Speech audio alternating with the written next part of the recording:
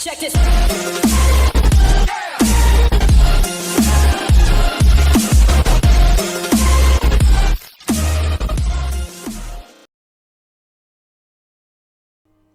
Welcome fellow Grand Strategists, my name is DanIsStoned and I'm delighted for you to be able to join me today for my very first Let's Play on Imperator Rome as ICENIA. Now it's not really the very first Let's Play because I have done a few before but all in French due to the fact that I'm bilingual and I do videos in French, and I've decided to do, well, hell, why not? Let's give it a go in English. So, anyway, we are going to be playing as the ICENIA tribe, so ICENIA, Boudicca's legacy as you wish. So, we have the ICENIA heritage, which gives us plus 5% tax and plus 5% country civilization level, which is not too bad because we are kind of barbaric and we're a tribe. So our civilization level is relatively low and your civilization level needs to be high if you want to kind of go up to kind of aristocracy, republics, monarchies and stuff like that. So that's not too bad. It is basically pretty crap, our civilization level, but it always helps to have that little plus 5% extra. On the downside though, our improved maximum opinion is down by minus 10%, so every single heritage you have has two positives and a negative, our negative being the minus 10% on improved opinion maximum. We are a settled tribe, which means that rulers reign for life, and it gives us access to one military idea and one oratory idea, and what it also gives us, to the fact that we are a settled tribe, we also gain plus 15% tribesman happiness and plus 10% civilization level. I think that's what the 10% civilization level is. I think it's just plus 10% civilization level, not 10% civilization. Anyway, our religion is druidic, so this increases the state religion happiness of plus 5% if the whole of the country is practicing that religion, which is pretty neat. And we are the ICENIA culture, which is a member of the Britannia group, and there are multiple cultures in the Britannia group. As you can see, I'll let you read them all, but ICENIA is in there, which is good. Our leader is Dissetta Bolger. She is pretty good military leader. She has 8 martial stat, 7 civic stat, which means she can run state affairs. However, she's pretty shit at kind of talking. Basically, the oratory power is 0. It means she's really shit. she can't hold her own in public, and she's slightly religious, not too much. She's got 3 fervor, which is the religious stat. And on other cities, we have 8 cities in ICENIA, and we have a total of 35 pops. So without any further ado, let's start the game. I'm going to go in Iron Man mode because it would help if we could actually get a few achievements. I mean, why not? And let's start the game. Bim, bam, boom. Yeah, well, I created a save file quickly. I've not looked, I just created a save file so I didn't have to type it while I was doing the video. Anyway, so let's start things off. So let's have a look at our nation overview. So as you can see, we have 35 pops, as it said in the previous screen, and they are all 100% ICENIA. We'll have a look on the culture map mode. Boom. And you can see, there we go. All ICENIA, that is cool. So it's 100% unified, which is cool. Our religion is druidic as well, so we're on the religious tab, and we can see that the whole of the British Isles is druidic, which is pretty neat, which means we won't have to do any religious conversions, which is pretty cool. And kind of the higher the percentages of religious unity, the more powerful your omens are. And we'll see what the omens are later for those who don't know what they are. We have 24 tribesmen, so tribesmen, we have a lot of them, and tribesmen kind of give a tiny bit of manpower and a tiny bit of tax income, so it's a bit of both. We have freemen, which basically give you your manpower, and 2 citizens, which is your tech, which means only 2 citizens. We ain't going to be doing that much technology since we are pretty barbaric. I'll show you that quickly in the technology tab. You can see our research efficiency is basically crap. It is awful. 16.9%. It is really, really bad, and we have a little pop-up here saying bad research ratio, very bad things. So we're going to have to try and sort that out at some point. Anyway, back to the nation overview.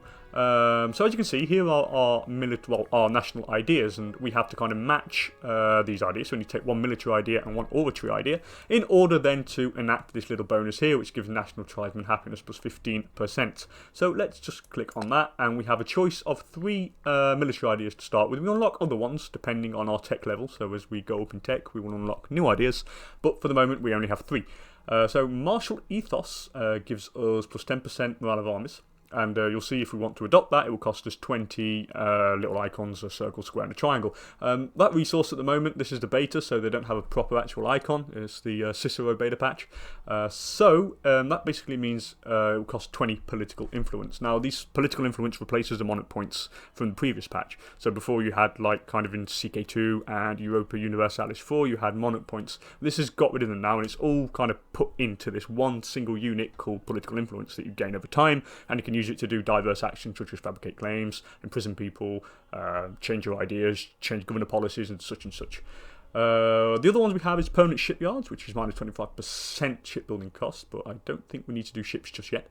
And ordered retreat, which gives you plus 10% reinforcement speed and plus 5% army morale recovery. So basically, when we get the crap kicked out of us in a battle, our armies will replenish quickly and our morale will replenish slightly quicker. But I want to actually go for the martial ethos first, just to get that plus 10% morale of armies.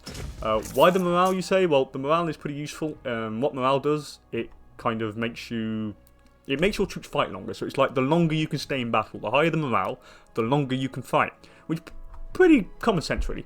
So it does make quite a bit of sense. So that's what it is. The next thing we have are oratory ideas. So let's have a look what we've got. We've got sanctioned privileges, which gives us what? Monthly corruption minus 0.10.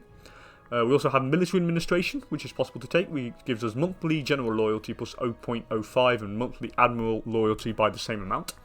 And Hospitium, which will improve maximum opinion by plus 33%. Now, we could use that to counterbalance the negative effect of our heritage, which gives us like minus 10% maximum opinion. But I don't think that's useful at the moment. What I want to do is take military administration, because I'll show you. As you can see, we have a couple of armies here.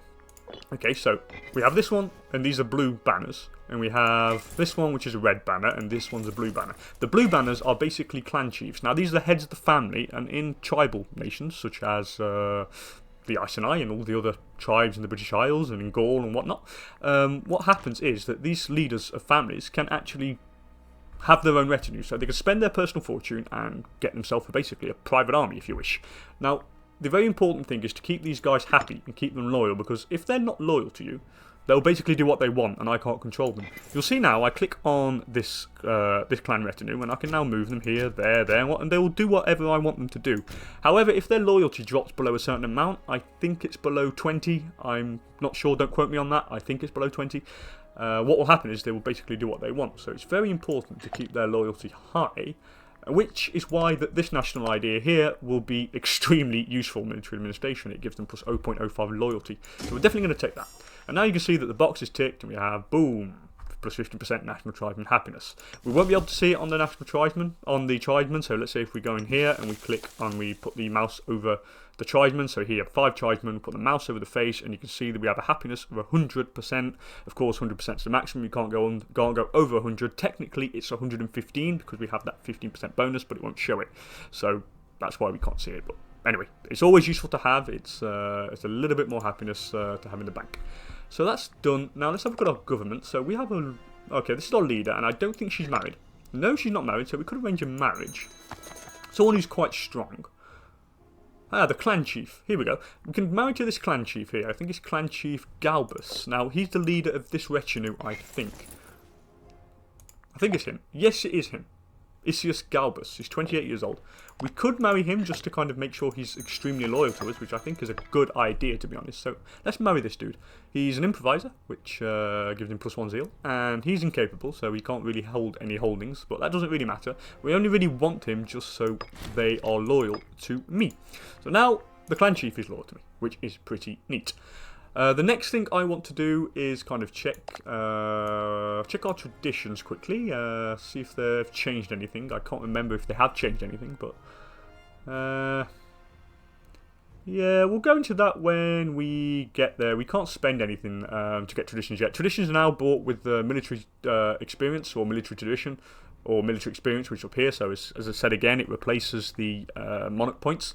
So now over time you get military experience for every campaign you wage. Now this is great. Now, they must have had another update, because when I put the cursor over political influence and military influence now, we kind of get a breakdown of how we get it. So it's changed by 1.50 every month due to the arbitrator, the elder. Okay, so it's basically your council. So show officers. Here we go. So depending on the stats and loyalty of your council, I guess we gain political influence, which is pretty cool. And the same for military experience. We get it depending. We get a base of 0.3 per month. Okay, that's nice to know. And it goes up depending on your average cohort experience, your war exhaustion, and whatnot. So we need to, when that builds up to a certain amount. So if we go into the tradition tab and it goes up to 100, we can spend it and buy any one of these traditions. The next thing we need to do now is check for religion. What can we take? So we could have fort defense, but we don't have many forts. We only have one, so it's not really very useful. Monthly civilization change, which could be useful if we want to actually kind of push ourselves towards an autocracy or democracy. As you can see, we need a certain amount of civilization level, which is equal or level to 50, to be able to embrace these different ways of life. So basically become a republic or a monarchy and not a settled tribe. So that could be useful, but we don't really need that for the moment. War extortion, minus 0.05. We're not in war yet. National tribesman happiness plus 23.20. The tribesmen are happy. We checked. They're all 100%. We checked before, so that's not really that much of a problem. National slave output could be useful, but we have basically no slaves. I think we have 2 slaves. Or we have no slaves. So that is pretty much useless. We could have national citizen output plus 23.2%, but as I said, we don't really have that many citizens. I think we have about 2, so that's not really going to change much. We could have a blessing of Tutatis, which would give us extra monthly general loyalty, but we've already got a bit more loyalty due to our oratory idea. We took the military administration, which kind of puts up the loyalty of our generals and admirals by the same amount that is shown here, so we don't really need that. I reckon we go with Blessing of Rosmerta, manpower recovery speed, plus 23.2%. Now, considering that we're not at our maximum, so that'll make the manpower get up to the maximum. So the manpower is what if you train troops, you kind of take them out of your manpower reserve to train them. If you lose troops during battle, they replenish by taking it out of your manpower. So we're not at our maximum, about 18,194, and the maximum is 21,220. So we could get that up quicker. I am going to do that because we are going to recruit some troops at some point, which will take down our manpower, and I want to go back up quickly because we do want to declare war relatively quickly. Probably on Coritania, probably our neighbours to the north. We'll have a look anyway. Anyone who's the weakest at some point, we will attack. The next thing we need to do, we have some trade routes to do, so we can import stuff. What can we import? Basically, what do we have first? So we have salt. We have an excess of salt. Which is quite nice. So with just the basic salt, we get local fort defense plus 10%. But due to the fact that we have a surplus, we get minus 5% army maintenance modifier. And since we have 2 surplus of salt, we could export 1. Now, before I do anything else, let's go to the trade overview. There we go. I want to click this button here, allow trading away surplus. Boom. Which means now we will always keep 1 surplus in the capital region. So we can still trade 1, but we will not go below +1. So basically, nobody will be able to come and take our furs off us. I want to keep it for the extra bonus. Since we have a surplus of +2 salt, we can trade 1 away, and we still have the +1 bonus in the capital province. I don't know if that's clear. I hope it's clear, but anyway, that's that. So we're going to import something, probably something for money. What can we do?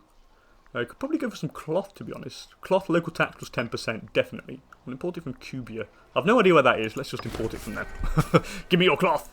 So we've done that, and now what shall we do? We can do another road, another kind of commercial route.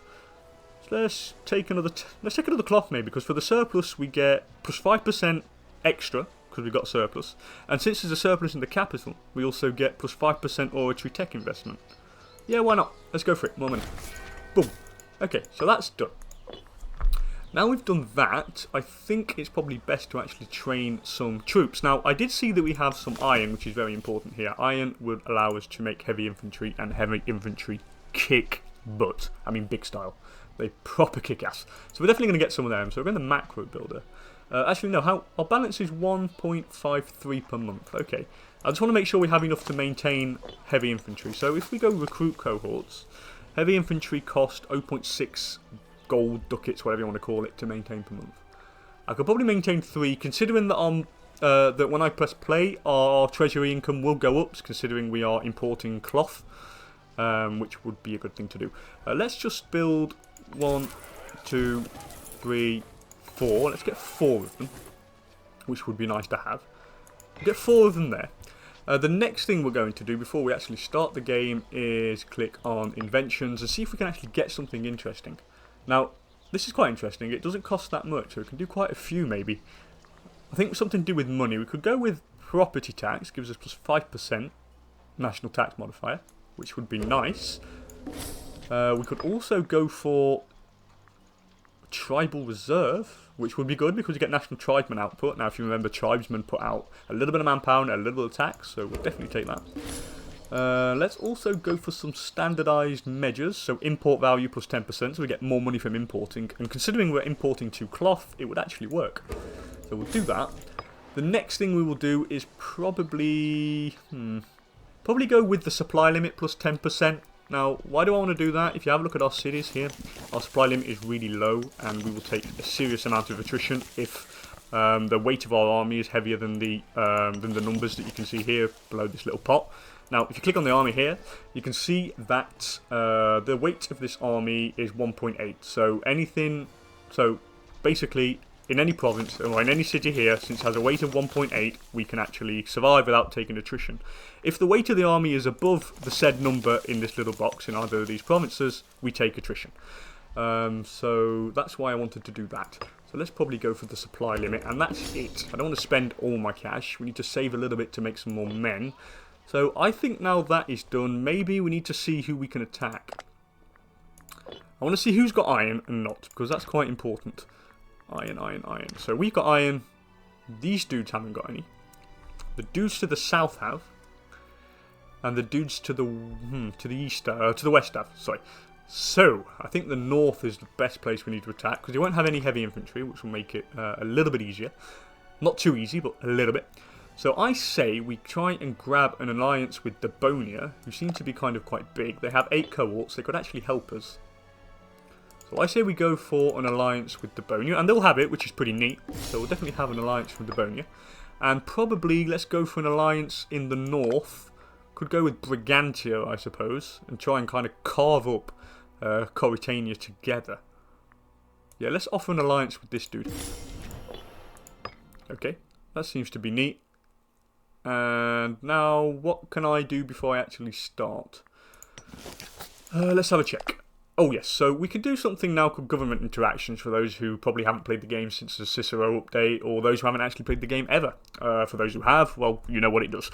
Anyway, we can summon a war council, which kind of gives us a free casus belli, so we could try this. Let's summon a war council. War council assembles. The gruff voices barking over the sound of carousing outside yields an atmospheric setting for the latest meeting of the Icenian War Council. In attendance are several of the council's most well-respected members. Icius, the author of several tactical treatises. Cavarinus, I'm going to have a real bad time pronouncing these names. A well-known rogue and philanderer, and Duratios, though thought by many to speak with the will of the gods. As promising and flawed arguments are preferred on all sides, the status quo descends eventually. Cavarinus agree on the necessity of curbing the Coritani threat, whereas Icius opines that his preference lies in the plenteous lands of Trinavantia. This is getting tricky. It's up to us to determine the best course of action. So we have 2 choices here. We can either side with Icius and we get claims on this guy to the south, I think. Yep, Trinavantia is this orangey thing here. Or we can side with the other 2 and we gain claims on the Coritanian lands. So what happens is if we agree with these 2, they gain loyalty, but the other guy, the arbitrator, Icius, he loses loyalty. And same the other one, if I side with the arbitrator, he gains loyalty and the other 2 lose loyalty. So I want Coritani lands, so we're going to do that. Definitely. So that gives us a free claim, or otherwise we would have had to spend political influence in order to try and make a claim over time.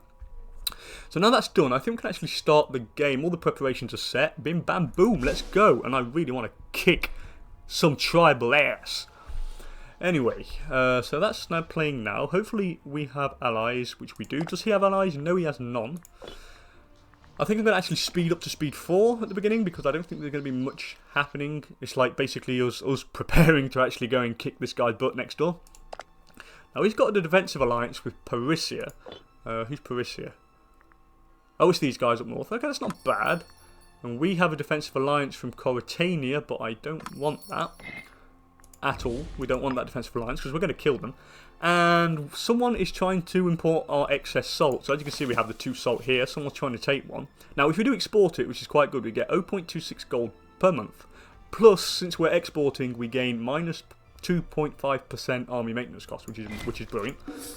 And yep, see with all these little bonuses things and 1 unit of heavy infantry, we're still making 2 ducats per month or 2 gold. So we can raise a certain amount of troops. Okay, I probably want to raise some more troops afterwards, to be fair. Let's ship these to the border, just to get ready to actually declare war on this guy. Yeah, we have 2 allies, which is nice. So we can actually come at him from all sides. Now you can see our like retinues are actually strengthening themselves. So you see they can actually spend their own money and raise more troops and whatnot. They can pretty much do what they want, to be fair. Let's add some more troops to the army. I could probably do with some chariots. 2 chariots would be nice. They cost 0.35 ducats to maintain, and they have extra damage versus archers, light cavalry, and light infantry. Now, a lot of the armies, these barbarian armies, are kind of made up of archers, chariots, and light infantry. We are lucky we have the heavy infantry, which will actually really hurt. As soon as it goes into the shock phase, it will proper hurt. Okay, taxing druids. Lately, some of our leaders have started to take advantage of the druids and their role in society, even going as far to expect them to contribute monetarily to the nation. They are the pride and centre of our faith, and it is clear that this is a taxing situation for them. Oh my god, what is this name? Emmanuentius Vodenosus. That wasn't too bad, I actually did that quite well. He's speaking for the druids and demand an end to this abuse of power. Otherwise, how will our relations with the gods pay off? So, we either get 15 in political influence, and the high priest gains 5 loyalty, so we won't exploit them anymore.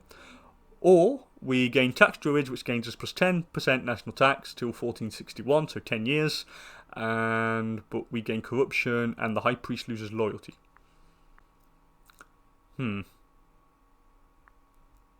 going to go for the political influence and the loyalty. We have a bit of money. I don't want to kind of put people on the wrong side of me straight away. Trinavantia want an alliance. Do I have enough diplomatic slots to do that? I suppose we could. Could go with an alliance with Trinavantia. Oh yeah, why not? Oh, bugger. Now, we're breaking alliances. Oh, no, don't matter. We'll just break the alliance with Trinavantia because they're probably enemies with Devonia. So that's why they don't like me now. Yep, they definitely don't like me. Why is Devonia's now allied to them? Okay, that's interesting. So they've actually swapped out and are no longer allies with us. That's really interesting. Oh, no, what? They are allied. They are allied with me. No, they're not. I thought they were my allies.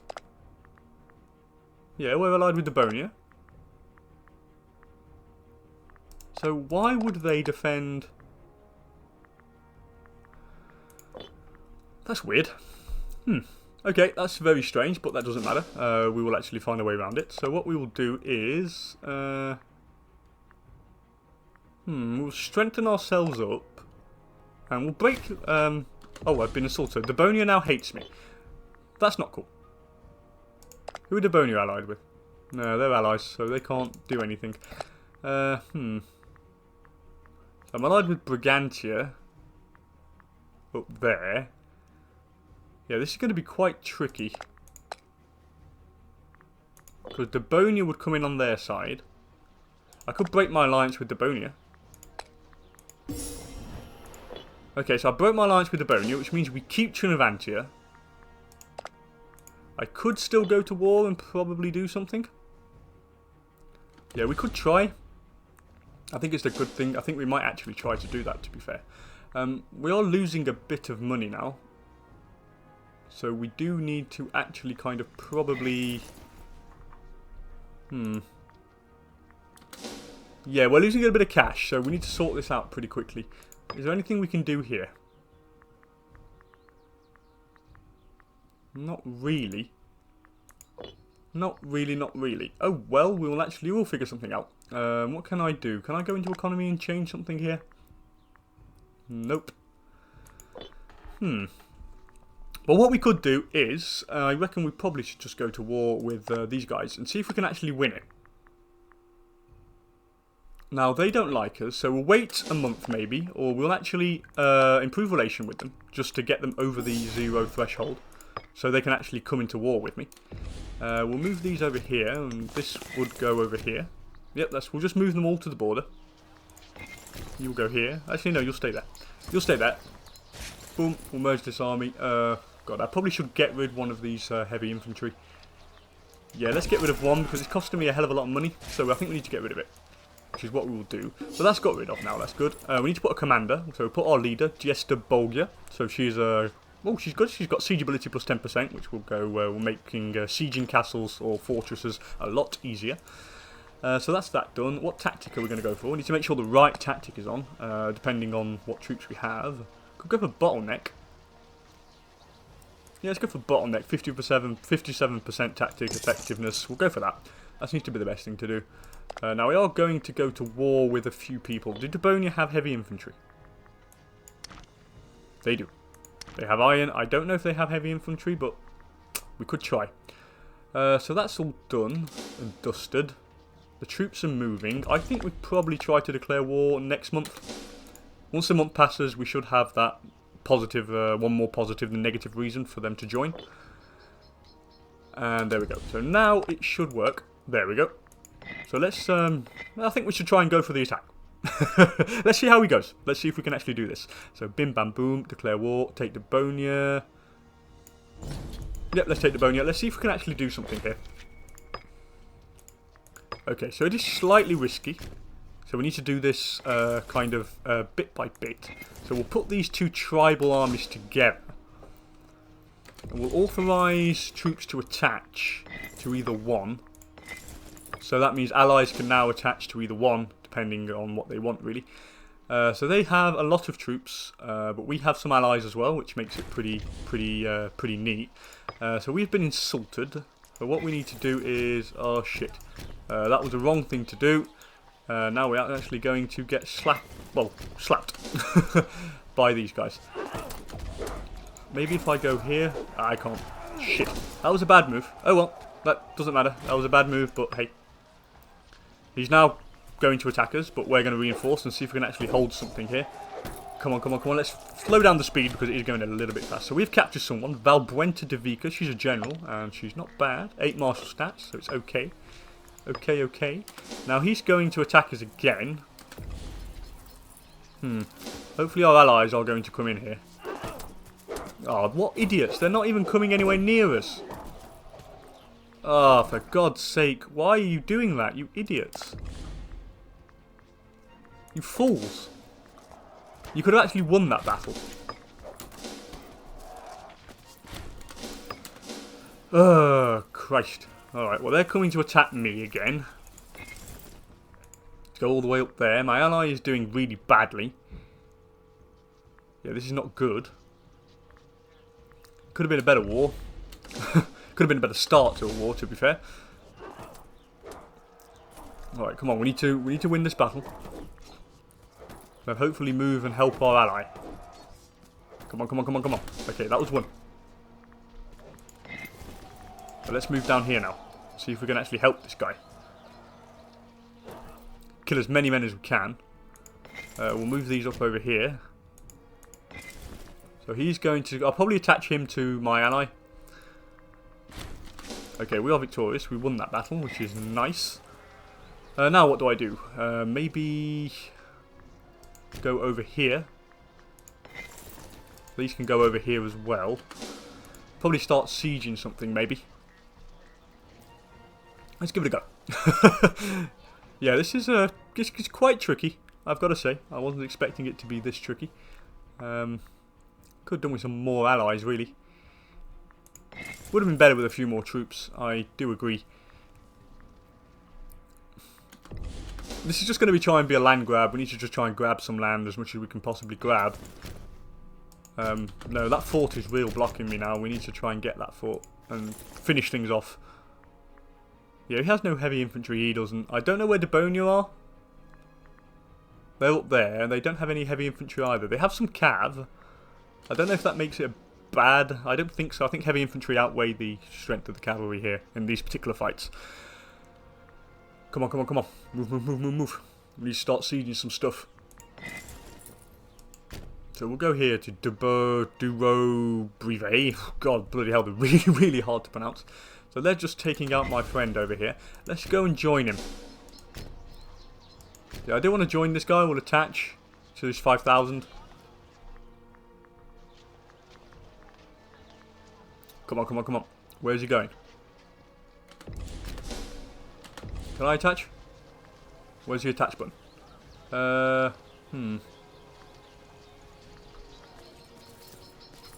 Why can't I attach to his army?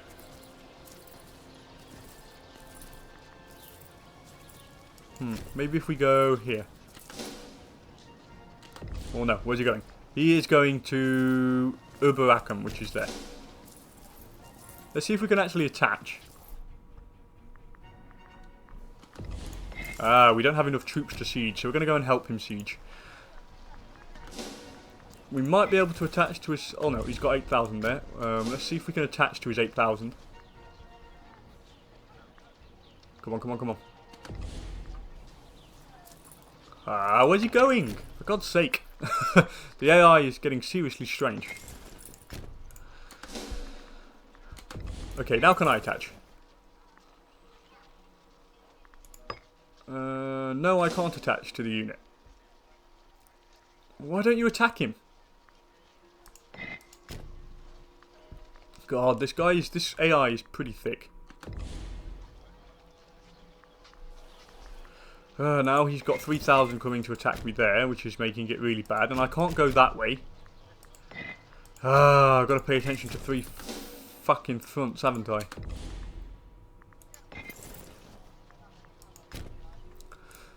Okay, so these. Now, can I maybe attach? Yes, I can attach to a unit. Good. Alright, well, we've got to stand and fight, I suppose. Stand and fight. Hopefully some of my allies will actually help and not be complete idiots. But hey. Come on, come on, come on, come on, come on. Let's go, let's go, let's go. We're getting slaughtered here. Okay. Well, that wasn't too good. It could have gone better. Okay, so my allies come down now and they're starting to kick some ass, which is quite good. God, there's troops all over the place here. This fort is really annoying. We need to take this, then we can actually invade everything. Come on, come on, come on. Oh, he's got 10,000 troops here. Oh, and he's got some heavy infantry in there, which doesn't make it very good. Oh, God, what's going on? Aha, we have more men. Come on. God, this is where everything's happening now. It's all going tits up.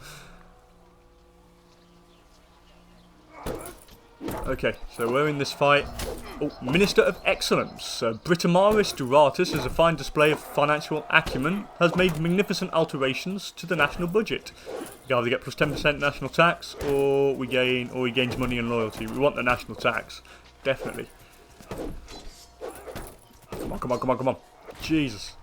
Okay, we are victorious. Okay, so we are pushing them back a little bit. Only a tiny bit. What I think I'm going to do this time to be a good idea, well, good moment to kind of take a break here. I don't want to make the episodes too long. Maybe half an hour seems to be the best format.